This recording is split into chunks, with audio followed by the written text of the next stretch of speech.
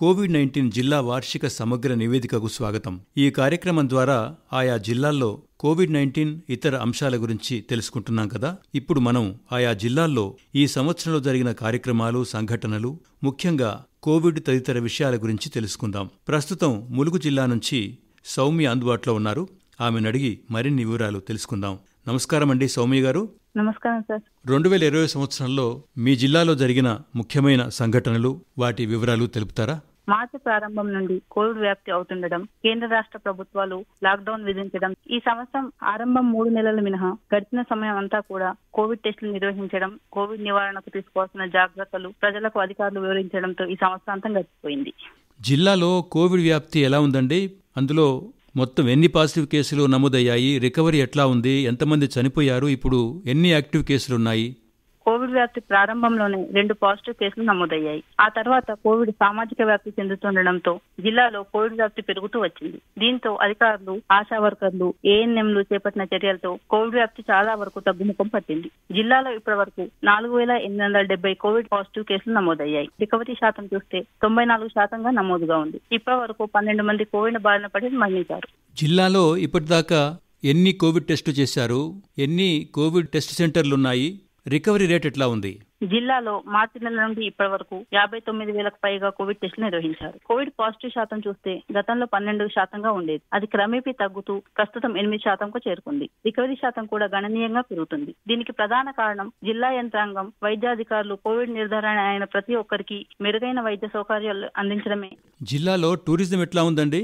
ములుగు జిల్లా ఏజెన్సీ ప్రాంతం. పర్యాటకులను ఆకర్షించే విధంగా వివిధ పర్యాటక కేంద్రాలు కూడా ఉన్నాయి. చారిత్రక రామప్ప దేవాలయంతో పాటు లక్నవరం సరస్సు, దట్టమైన అటవీ ప్రాంతంలో పర్యాటకులను ఆకట్టుకునే విధంగా అటవీ శాఖ, టూరిజం శాఖ వివిధ పర్యాటక ప్రాంతాలను పర్యాటకులకు అందుబాటులోకి తెచ్చింది. కోవిడ్ కి ముందు వివిధ ప్రాంతాల నుండి పర్యాటకులు ఇక్కడి పర్యాటక ప్రదేశాలను చూసి వెళ్లేవారు. అయితే లాక్డౌన్ కావడంతో పర్యాటక కేంద్రాలకు పర్యాటకులను అధికారులు అనుమతించకపోవడంతో పర్యాటక కేంద్రాలు పర్యాటకులు లేక వెలవెలబోయాయి. జిల్లాలో తెలంగాణ నయాగార జలపాతంగా పేరు పొందిన బొగతా జలపాతం వద్ద కూడా ఈసారి పర్యాటకుల సందడి కరువైంది. ఆ తర్వాత కోవిడ్ నిబంధనల ప్రకారం పర్యాటకులను పర్యాటక ప్రదేశాలకు అనుమతి ఇవ్వడంతో పర్యాటక కేంద్రాలకు కొద్దిగా సందడి ప్రారంభమైంది. ఈ కోవిడ్ పరిస్థితుల వల్ల పాఠశాలల్లో తరగతులు జరగటం లేదు కదా.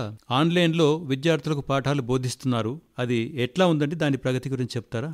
ములుగు జిల్లాలో 367 ప్రభుత్వ, ఎయిడెడ్, ఆశ్రమ పాఠశాలలు, మోడల్ స్కూల్స్ ఉన్నాయి. జిల్లాలో 12,062 మంది విద్యార్థులు ఉండగా ప్రభుత్వం 3వ తరగతి నుండి 10వ తరగతి వరకు సెప్టెంబర్ 1 నుండి ఆన్లైన్ తరగతులను నిర్వహిస్తున్నారు. విద్యార్థులు ఆన్లైన్ తరగతులను మొదటగా కొద్దిగా తక్కువ శాతం హాజరైన విద్యాశాఖ అధికారుల చొరవతో ప్రస్తుతం హాజరు శాతం పెరిగింది. ఆన్లైన్ తరగతులను విద్యార్థులు ఏ విధంగా వింటున్నారు అనేది కూడా ఉపాధ్యాయులు ఎప్పటికప్పుడు పర్యవేక్షిస్తున్నారు. వర్షాకాలంలో మనకు రాష్ట్రంలో నియంత్రిత సాగు విధానం ప్రవేశపెట్టారు కదా ప్రభుత్వం. మీ జిల్లాలో ఎలా ఉంది? అట్లాగే రైతుల వద్ద ధాన్యం కొనుగోలు చేయడానికి ఎన్ని కేంద్రాలు ఏర్పాటు చేశారు? దాని గురించి చెప్తారా? రాష్ట్ర ప్రభుత్వం సూచన మేరకు ఈసారి జిల్లాలో వ్యవసాయ అధికారుల సహకారంతో రైతులు వర్షాకాలంలో నియంత్రిత పంట సాగు చేశారు. ఈసారి జిల్లాలో 1,10,000 ఎకరాల వరి పంట సాగు చేయగా 30,500 ఎకరాల్లో పత్తి పంట సాగు చేశారు. ఈ వర్షాకాలంలో 25,13,198 క్వింటాల వరి దిగుబడి రావడంతో 2,44,428 క్వింటాల పత్తి పంట దిగుబడి వస్తుందని అధికారులు అంచనా వేశారు. జిల్లా వ్యాప్తంగా 170 ధాన్యం కొనుగోలు కేంద్రాలు, 3 పత్తి కొనుగోలు కేంద్రాలను ప్రారంభించి రైతుల వద్ద నుండి ధాన్యాన్ని కొనుగోలు చేస్తున్నారు. కోవిడ్ సమయంలో కేంద్ర సంక్షేమ పథకాలు జిల్లా ప్రజలకు ఏ విధంగా వాళ్ళ ఆర్థికంగా నిలదొక్కుకోవడానికి ఉపయోగపడ్డాయో చెప్తారా?